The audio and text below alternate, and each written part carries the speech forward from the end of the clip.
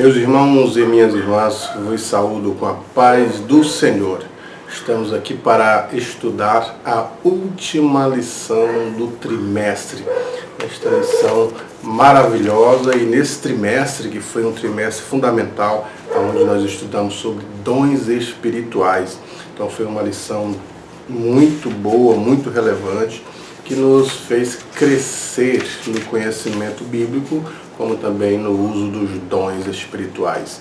E hoje a lição de número 13, datada do dia 27 de julho de 2021, traz o título A Multiforme Sabedoria de Deus. Já quero pedir para você que não é inscrito no canal, inscreva-se no canal, divulgue esses vídeos para que outras pessoas possam ser alcançadas com estes ensinos que nós dispusemos aqui no canal EBD Ação.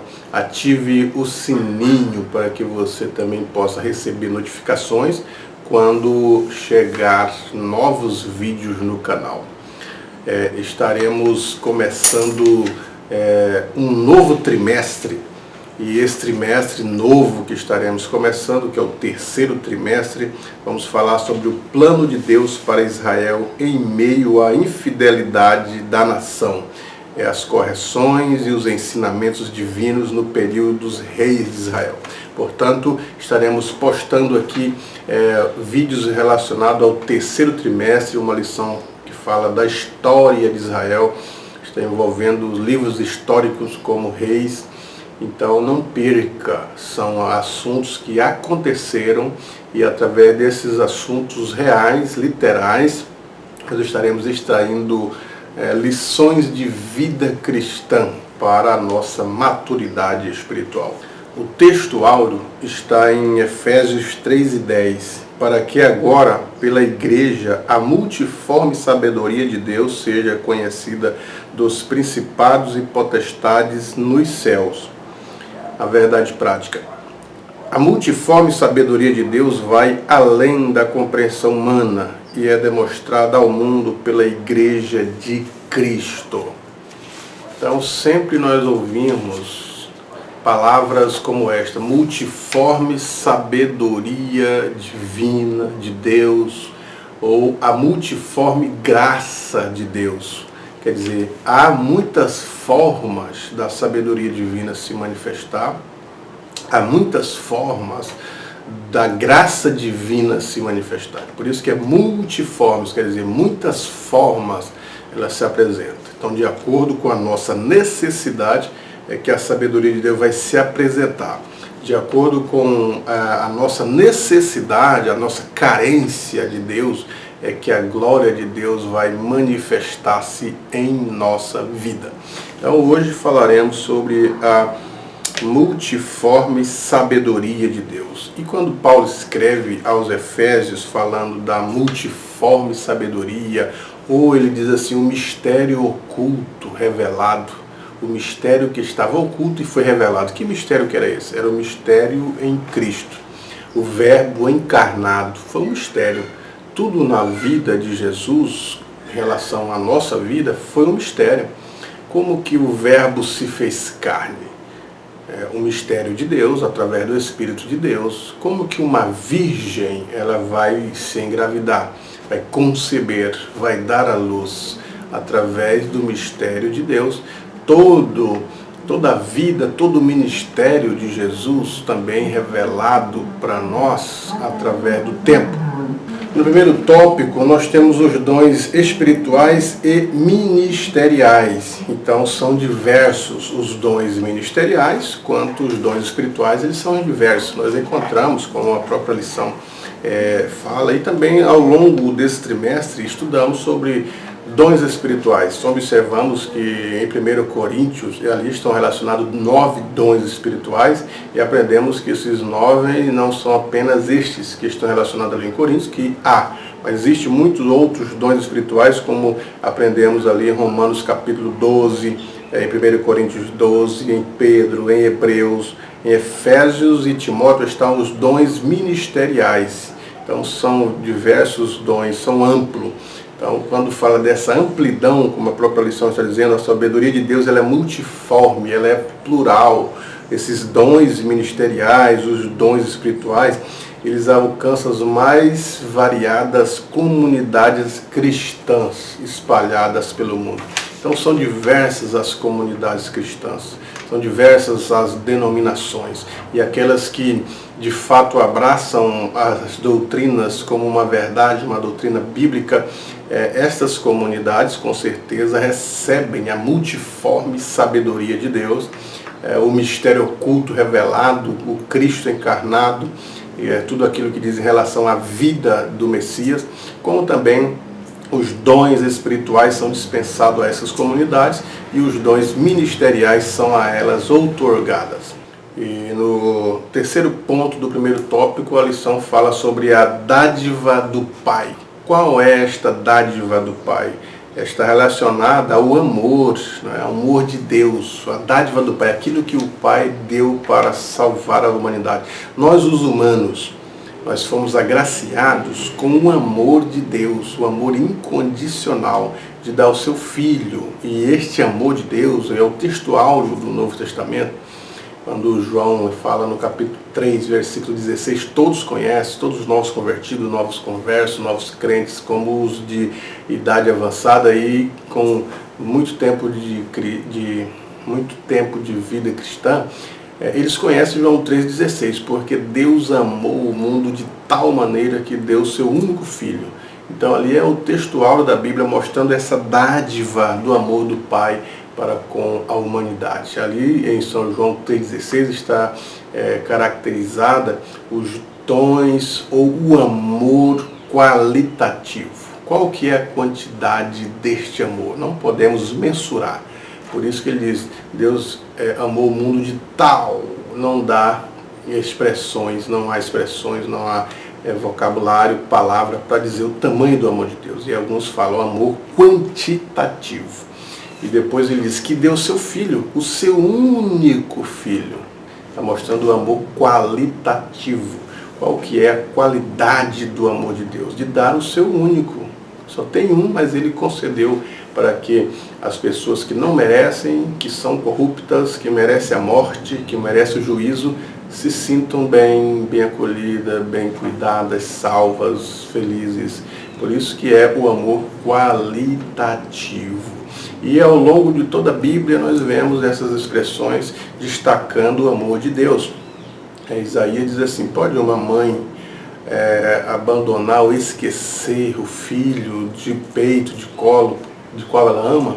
Ele diz, todavia possa ser que alguma mãe se esqueça, mas Deus diz, todavia eu não me esquecerei de ti, ó Israel, mostrando o cuidado por causa do amor que ele tem para com os seus. Então esta é a dádiva do amor divino, Deus tornando as pessoas que são filhos das trevas para filho da luz, pessoas que estão desgarradas, que são inimigas, tornando eles filhos, a filiação divina, a filiação paterna, pegando essas pessoas que não merecem, que de fato merecem a vida que levam, ou o castigo que virá, mas livrando eles desse castigo, desta vida pregressa, e trazendo, filiando ele como filho de Deus, com todo direito, com toda a herança que há no reino de Deus. E ainda Paulo fala do mistério da reconciliação, reconciliando consigo o mundo humano, porque a partir do momento que nos afastamos de Deus, viramos as costas, escolhemos errado, nós nos tornamos inimigos de Deus, distanciados de Deus, mortos em ofensas e pecados, como diz o apóstolo Paulo, sem condições de entender, sem condições de buscar sequer a Deus. Mas ele vem com todo o amor, com todo o cuidado, com toda a disposição, para nos trazer de volta, como diz Paulo, transportando-nos do reino das trevas para o reino do Filho do seu amor, tirando-nos das garras do diabo, do reino do mundo, das corrupções mundanas, dos pecados, dos vícios, da vida que levávamos, como a Bíblia diz, que é condenável, de impiedade, de iniquidade, e nos torna as pessoas justas, pias, sãs, salvas, dignas da graça, dignas do amor de Deus, de entender os mistérios de Deus. E Deus revela o seu projeto, o seu plano que Ele tem para a igreja, para cada um de nós individual, e nos torna uma nova criatura. Isso é a transformação, a regeneração pelo Espírito Santo. Paulo até diz a Tito: em outro tempo nós éramos extraviados, desobedientes, odiosos, odiando-nos uns aos outros, mas quando apareceu a benignidade, não por obra de justiça que houvéssemos feito, mas segundo a sua caridade, benignidade, né? Então essa é a transformação, essa é a regeneração, lavados pela regeneração, lavados pela palavra de Deus, pela obra do Espírito Santo, e agora somos nova criatura. O segundo tópico fala dos bons dispenseiros dos mistérios divinos, com sabedoria, com sobriedade e vigilância.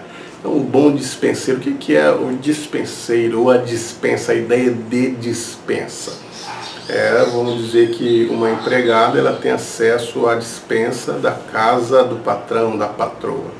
E ali, quando ela vai fazer os afazeres da cozinha, ela entra na dispensa, pega o óleo, pega o açúcar, o sal, os temperos, arroz, feijão, tudo que é necessário para trazer o alimento para aquela casa.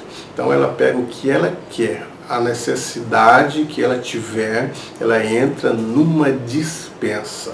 Então dispenseiro vem de dispensa, onde alguém tem a administração daquela dispensa.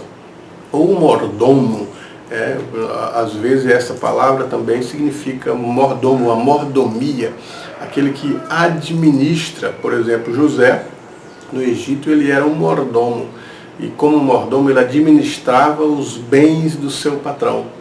Ele era quem cuidava do gado, cuidava dos animais, cuidava das roupas, da alimentação, tudo passava pela administração de José. E a Bíblia diz que ele fazia o que era bem, de tal forma que achou graça aos olhos do patrão por trabalhar fielmente, integralmente. Então isso é a ideia do despenseiro, do mordomo. E agora a Bíblia diz que nós, ou a igreja, ou os líderes, são dispenseiros de Deus. Dispenseiros para trazer para a igreja, entrar na dispensa divina, como diz o texto. O dispenseiro deve administrar a igreja local, retirando da dispensa divina o melhor alimento para o rebanho. Paulo destaca a sobriedade e a vigilância do candidato ao episcopado como habilidades indispensáveis ao exercício do ministério. Por isso que o apóstolo Paulo recomenda essas questões para o dispenseiro, de ser sóbrio, porque o dispenseiro ele é o oposto que traz confusão, das pessoas desequilibradas.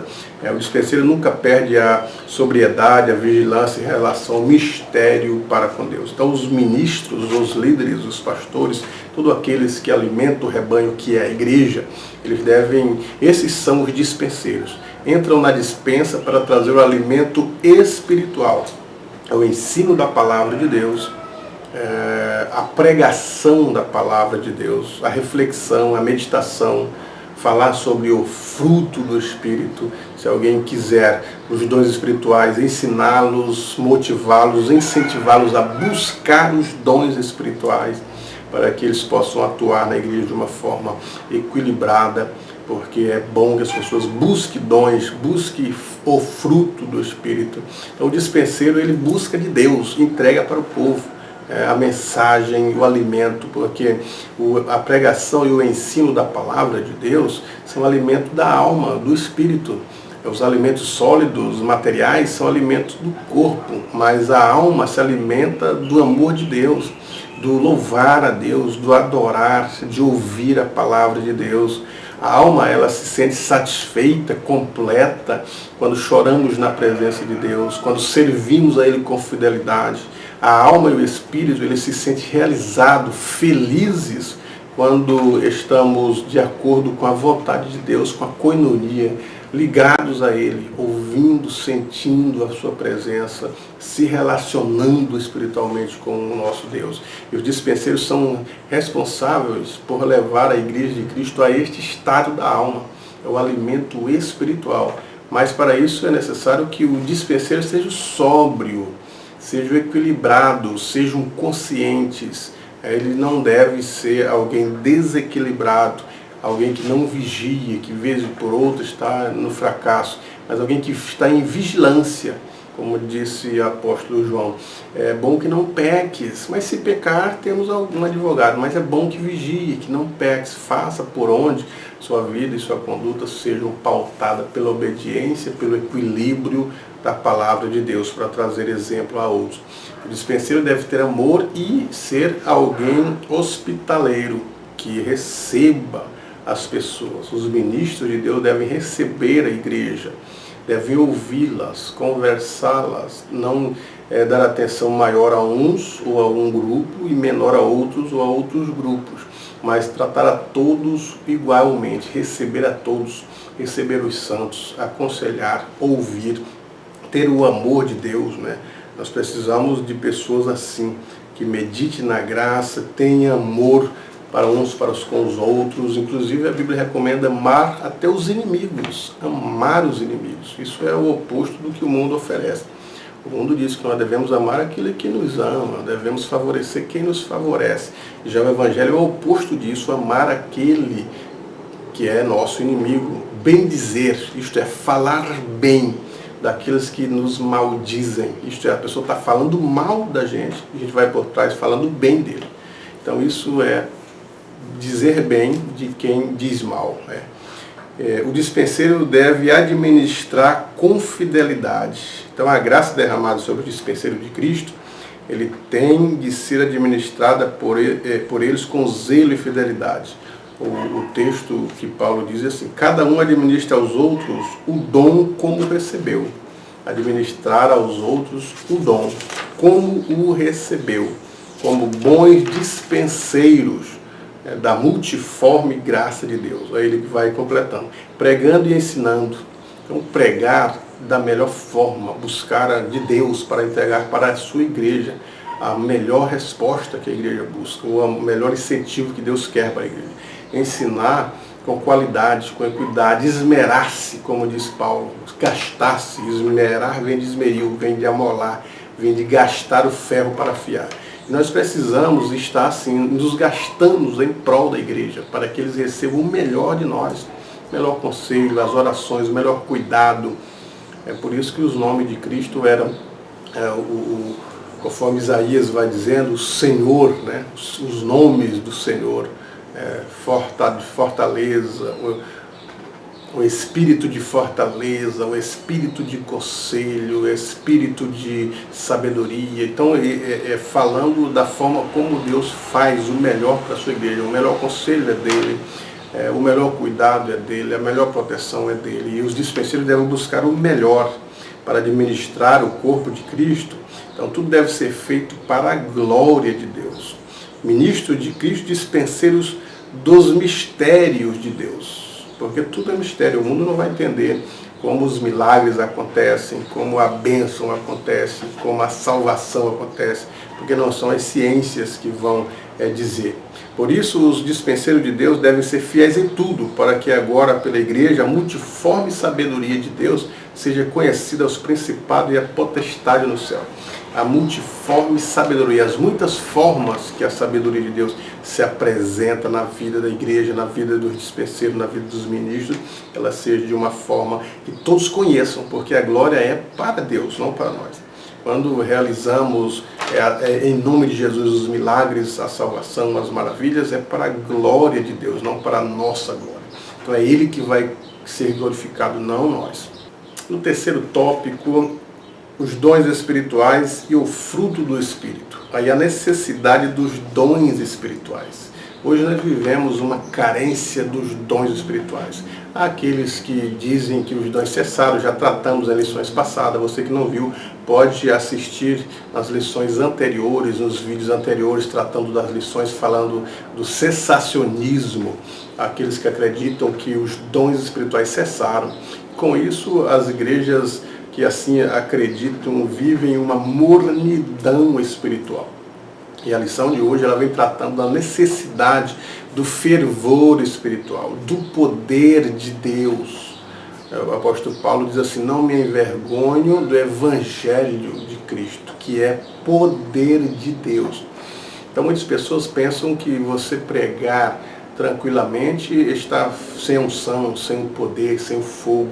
E você pregar gritando, pulando e falando mistério, isso é que é unção, isso é que é poder, isto é que é fogo. E de fato, o que a Bíblia mostra como poder é o Evangelho. Não me envergonho do Evangelho. Se você lê os Evangelhos, as boas novas, as notícias alvissareiras sobre Cristo, desde o seu nascimento, o seu ministério, a sua morte, sua ressurreição, seu sofrimento, as promessas do seu retorno, isso é o Evangelho. E quando nós pregamos o Evangelho da forma íntegra que ele é, este Evangelho é capaz de mudar vidas, mudar corações, porque só o Evangelho é que muda o coração das pessoas. Então, de fato, aí é o poder, porque ninguém pode mudar a vida de uma outra pessoa. Ninguém, nenhum médico pode regenerar as pessoas. Nenhum médico, nenhum psicólogo, nenhum sábio, nenhum cientista pode santificar as pessoas. Mas o Evangelho tem este poder de transformá-las, de renová-las, regenerá-las, santificá-las. Então, por isso é que o poder é o Evangelho. E agora, nós precisamos dos dons espirituais para que a igreja se mantenha avivada. É necessário que haja profecias, as profecias bíblicas, as profecias conforme a Bíblia, ou segundo o que a Bíblia ordena, de acordo com a vontade divina e com os mistérios da Bíblia Sagrada. As profecias precisam estar acontecendo. As pessoas precisam buscar os dons espirituais, precisam do dom da ciência, dons de revelação, dons de curar. As curas precisam de fato acontecer, porque estes sinais seguirão aos que crerem. E em nome de Jesus, através dos dons espirituais, estas curas devem acontecer. Deus quer curar o espírito, a alma das pessoas, a cura interior, como também o corpo. Ele prometeu isso aí. Então é necessário que a igreja busque isso. O texto da Bíblia diz: buscai com zelo os melhores dons.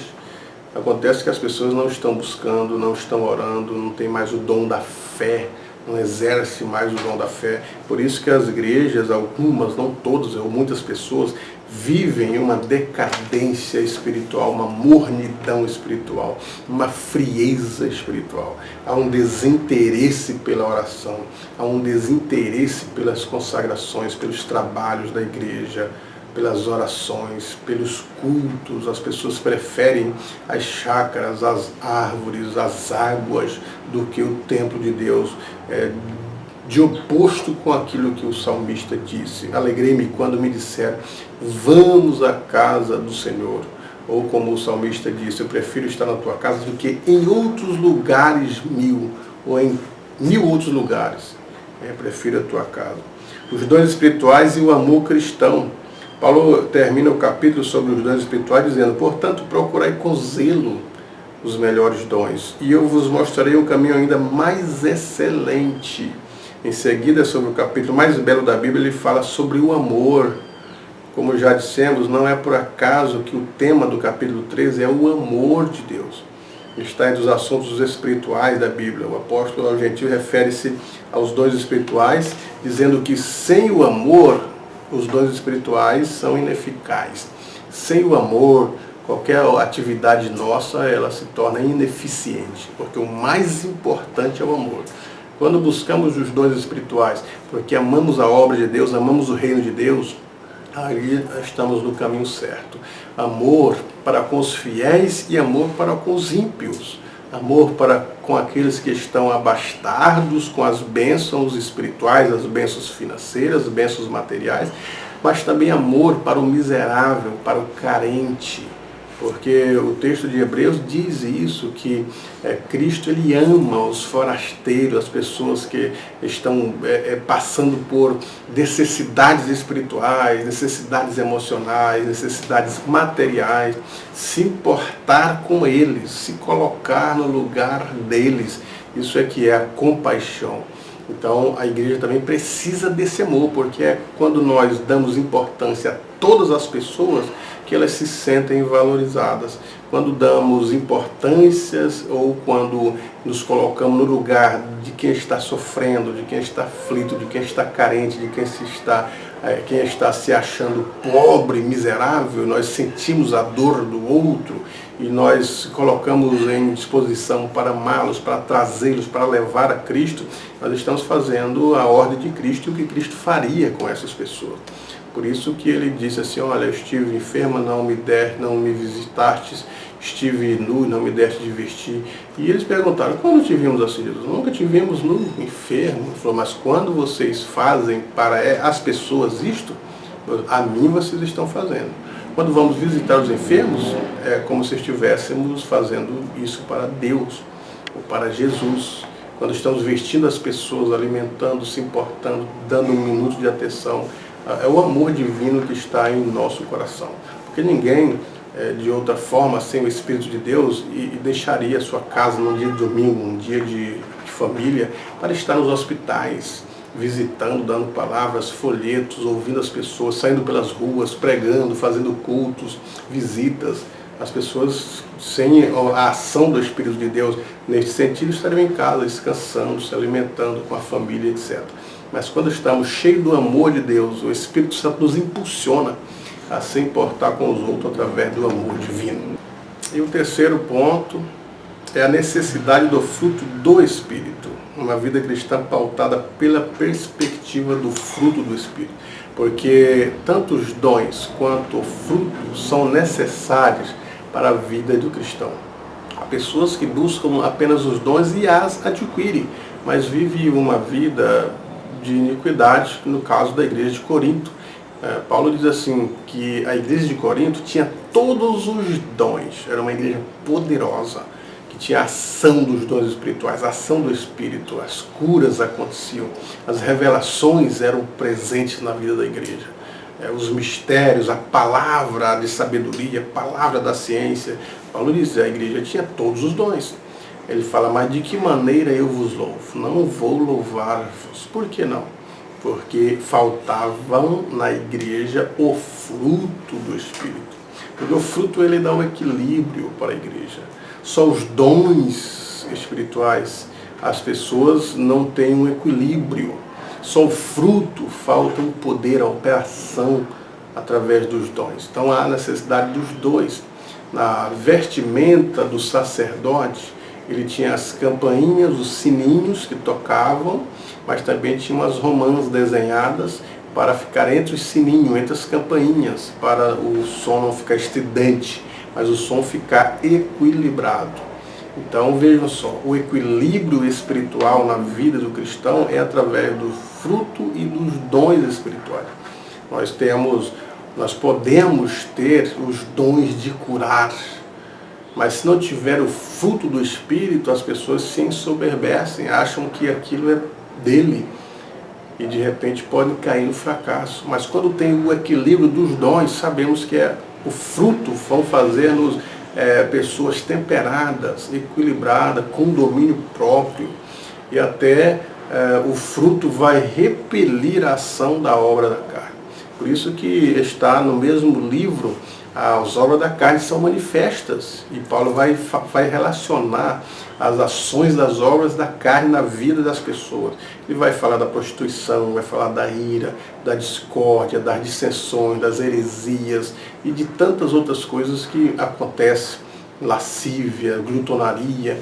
Mas quando nós temos o fruto do Espírito, o Espírito em nós vai produzir uma vida digna, uma vida íntegra, de amor, de fé, de bondade, de temperança, de domínio próprio, pessoa que domina o seu temperamento, o seu eu interior, dominarmos as nossas vontades, as nossas ações, através do fruto do Espírito, que dominamos as ações das obras da carne. Por isso que o apóstolo Paulo fala, o que ele queria fazer, ele não faz. Quer dizer, é um domínio que há entre nós. O Espírito dá esse domínio. As pessoas podem até querer fazer algumas coisas das obras da carne, mas ele se guarda, ele se salva disso, ele se prende a isso, ele opta por não fazer, tem um controle de si. Na hora de fazer algumas ações que deliberadamente viriam a acarretar prejuízo para alguém, ele não faz, ele se controla, aquilo que acostumamos a ver, contar até 10 para ter uma resposta antes de falar algo, e assim sucessivamente. Portanto, na vida do cristão é necessário para si o fruto do Espírito, para que ele tenha um equilíbrio, uma maturidade, uma vida pautada pelo Espírito de Deus. E andar em Espírito, como Paulo diz, andar em Espírito, viver em Espírito.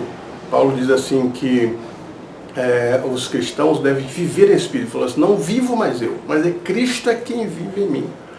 Então a morada de Deus, através do Espírito, na nossa vida, ela vai equilibrar a nossa vida, as nossas ações, o nosso pensamento, as nossas vontades que estão na ação da alma. Uma alma totalmente integrada à vontade do Espírito de Deus, em coinonia com Ele, para a prática daquilo que é bom, da bondade, da benignidade, da temperança, domínio próprio, fidelidade. A gente só consegue ser fiel a Deus com a ação do Espírito de Deus.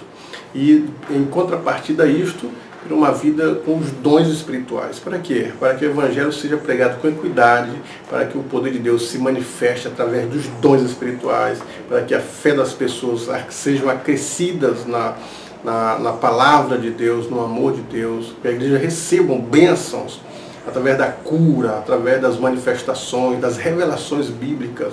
Então, há uma necessidade da busca hoje, tanto dos dons como do fruto do Espírito. E isso nós só vamos encontrar buscando os melhores dons, com zelo, com carência, para que possamos ter uma vida pautada na vontade de Deus e uma igreja poderosa. Uma igreja poderosa é aquela que tem os dons, mas também tem o fruto, não somente como a igreja de Corinto, que tinha todos os dons. E Paulo diz, eu não vos louvo, não vou elogiar, porque vocês são carnais. Quer dizer, praticam as obras da carne. E lá eles praticavam como a prostituição, como as brigas, as dissensões. Paulo diz que os cristãos levavam uns aos outros nos tribunais da região para que fossem julgados, condenados, ações contra os próprios irmãos. Então não davam testemunhos diante da sociedade, apesar de eles terem todos os dons. Então é necessário este equilíbrio. Por isso que a lição vem falando dos dons espirituais, mas fecha aqui dizendo que há uma carência do fruto do Espírito, para que possamos administrar bem os dons espirituais na nossa vida. Precisamos ter o fruto do Espírito, a temperança, o domínio próprio, o amor de Deus. Aí nós vamos canalizar todos esses dons para a obra de Deus, para a igreja, mas através da glória de Cristo, o nome dele seja glorificado, e nós apenas um canal, nós somos apenas um instrumento de Deus, como dispenseiros, a entrar na dispensa e alimentar a igreja. Nós entramos na dispensa, preparamos a palavra de Deus através da oração, do estudo, e alimentamos a igreja. Entramos na dispensa, buscamos o que a igreja precisa das coisas espirituais, como os frutos, como os dons, como os ensinos, como a maturidade, como a pregação, como as revelações, e colocamos o alimento espiritual, e a igreja então vai crescendo, porque este é o objetivo dos ministros, né? Ele mesmo deu uns para pastores, doutores, profetas, querendo com isso o aperfeiçoamento dos santos, e que a igreja cresça até atingir a estatura de Cristo. Então esse é o crescimento. Através do alimento, as crianças, quando se alimentam constantemente, começam com leite, até chegar no alimento sólido, elas vão crescendo, há um crescimento de estatura. E assim também a igreja de Cristo, através do alimento espiritual, com os dispenseiros de Deus, há um crescimento espiritual, até chegar à estatura de Cristo. Portanto, meu irmão, minha irmã, meu professor e minha professora, que vamos fechar esse trimestre com chave de ouro, ensinando a igreja a forma mais eficiente da palavra de Deus, e finalizando com honra esse belo trimestre, que foi um trimestre excelente, onde aprendemos muito sobre os dons espirituais e os dons ministeriais. E então começar com mais eficácia, com mais gosto, este novo trimestre que começa, que é sobre o plano de Deus para Israel, né? As lições bíblicas desse terceiro trimestre. Então não falte, você vai ter vídeos aqui. Venha no canal, assista aos vídeos que estarão sendo postados sobre o novo trimestre. Você pode então inscrever-se no canal, inscreva-se aí no canal, ative o sininho para receber vídeos novos. Na hora que eu lançar o vídeo, que eu postar o vídeo no canal, você vai receber aí uma notificação, você vai acessar em primeira mão. Aí você divulgue, compartilhe nas redes sociais sobre o nosso trabalho, porque fazemos com amor para a obra de Deus, para que as pessoas sejam alcançadas com a mensagem da palavra, com os ensinos e cresçam juntamente conosco no entendimento da palavra de Deus. Deus em Cristo vos abençoe, uma boa aula.